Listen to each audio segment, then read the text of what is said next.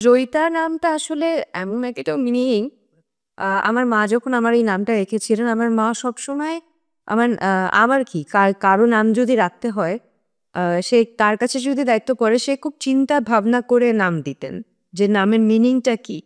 যেমন অশ্রু, অশ্রু একটা নাম। কারো নাম যদি অশ্রু হয়, তার মিনিংটা হচ্ছে সারা জীবন সে কান্না করে যাবে। অশ্রু হচ্ছে কান্না, কান্না, কান্না।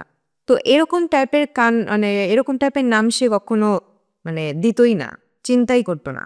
সে সবসময় পজিটিভ চিন্তা করতো, পজিটিভ নাম রাখতো।